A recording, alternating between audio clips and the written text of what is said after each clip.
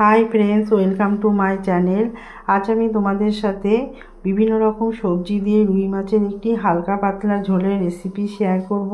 এর জন্য দেখো এখানে আমি আলু, বেগুন, পটল, ঝিঙে আর বাংলা ডাঁটা নিয়েছি। ডাঁটাগুলো দুই মাথা দেখো আমি এরকম করে কেটে রেখেছি। এতে ডাঁটাগুলোর ভেতরে ভালো করে তেল মশলা ঢুকবে আর ডাঁটাগুলো চিবিয়ে খেতে বেশ ভালো লাগবে। এরপর দেখো এখানে আমি রুই মাছের পিসগুলোকে নুন আর হলুদ দিয়ে মাখিয়ে রাখলাম। তারপর এখানে আমি জিরে আর কাঁচা লঙ্কা দিয়ে একটা মশলা তৈরি করে রাখবো। এরপর দেখো কড়াইতে আমি সর্ষের তেল দিলাম। আর তোমরা রান্নাটা অবশ্যই সর্ষের তেলে তৈরি করো, তাহলে রান্নাটা খেতে বেশি ভালো লাগবে। এরপর দেখো তেল গরম হয়ে যাওয়ার পর আমি রুই মাছের পিসগুলো দিয়ে দিলাম। দিয়ে মাছের পিসগুলোকে উল্টিয়ে পাল্টিয়ে বেশ ভালো করে ভেজে নেব, মানে লাল করে ভেজে নেব। তোমরা চাইলে এই রেসিপিটা রুই মাছ ছাড়াও কাতলা মাছ, বাটা মাছ বা ট্যাংরা মাছ বা যে কোনো ধরনের ছোট মাছ দিয়ে তৈরি করতে পারো, তাতেও বেশ ভালো লাগবে খেতে। এরপর দেখো মাছের পিসগুলো ভাজা হয়ে গেছে। এরপর আমি এক এক করে মাছের পিসগুলোকে তুলে নিলাম। এরপর বাকি মাছের পিসগুলোকেও আমি ভেজে নেব।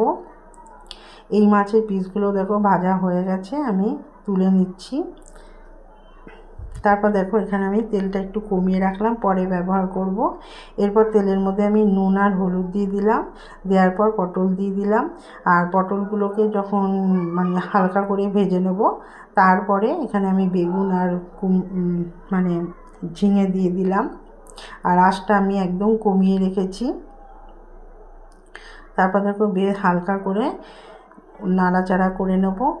এবার দেখো পটলগুলো ভাজা হয়ে গেছে, পটলগুলোকে আমি তুলে নিচ্ছি। গরমের দিনে এরকম হালকা পাতলা ঝোলের রেসিপি সবাই পছন্দ করে। আর বাড়ির সকলে দেখবে এই রেসিপিটা পছন্দ করবে। তোমরা অবশ্যই বাড়িতে একবার তৈরি করো, আর ভালো লাগলে অবশ্যই একটা লাইক কমেন্ট করো।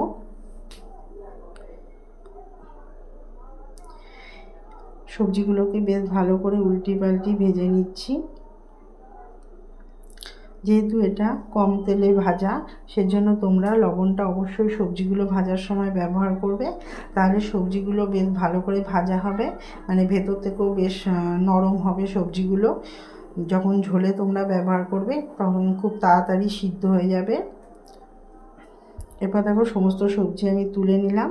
তারপর এখানে আমি অল্প করে তেল দিলাম, আর তেলের মধ্যে কালো জিরে ফোড়ন দিলাম। আর ফোড়নটা যখন ভালো করে ভাজা হয়ে গেছে, তারপর আমি এখানে ডাঁটা আর আলু দিয়ে দিলাম। তোমরা অবশ্যই আলুর পরিমাণটা একটু বাড়িয়ে দিতে পারো। এরপর দেখো সবজিগুলো ভাজা হয়ে যাওয়ার পর এখানে আমি পেস্ট করা মশলা দিয়ে দিলাম, আর সাথে লবণ আর হলুদ দিয়ে দিলাম, আর একটু জল দিয়ে দিলাম। দিয়ে মশলাগুলোকে বেশ ভালো করে কষিয়ে নেব। আর আঁচটা আমি এই সময় একদম বাড়িয়ে দিয়েছি। দেখো মশলাগুলো কষানো হয়ে গেছে। এরপর আমি এখানে বেগুনটা বাদে সমস্ত সবজি দিয়ে দিলাম। দিয়ে আবারও আমি একটুখানি বেশ নাড়াচাড়া করে নিলাম।